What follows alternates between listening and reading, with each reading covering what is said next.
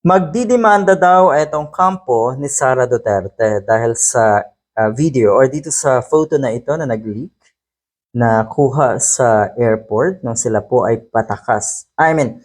paalis ng bansa papuntang Germany. Okay, wala daw sa official trip etong si Vice President Sara Duterte. Kaya dapat ay protected daw siya under the same rights to privacy as ordinary individuals. So dapat lang daw talagang kasuhan. Merong authorized personnel daw dyan sa NAIA na nag-leak at nag-release ng photo na ito.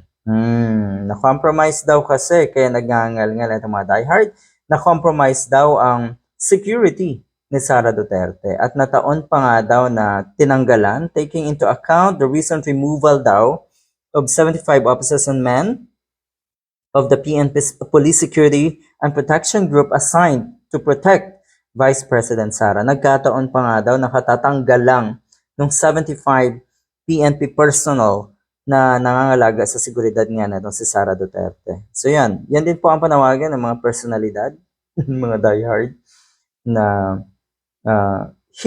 humihimot sa mga Duterte katulad ni Mr. Jason at marami pa pong iba.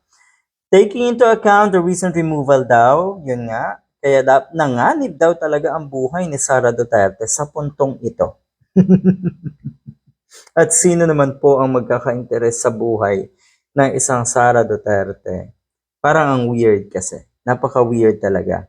Anyway, OVP should file a lawsuit against NAIA and whoever that was responsible for approving and releasing the said photo, especially that there were minor children with her. Talaga daw na naging delikado. Nalagay sa alanganin ang buhay ni Sara Duterte. Kala ko ba designated survivor?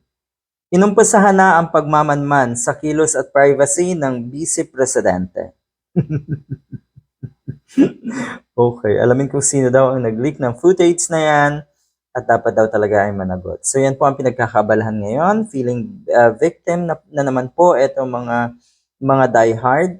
Natatakot sa kapakanan ni VP Sara yung tinanggalan ng 75 security, parang may plano daw. May masamang plano daw ang nasa Malacanang kay Sara Duterte. Kaya tinanggalan. Dapat daw pa-imbestigahan yan kung anumang purpose kung bakit nagkaroon nga ng ganito mga photos na nag-leak nang sila po ay patakas.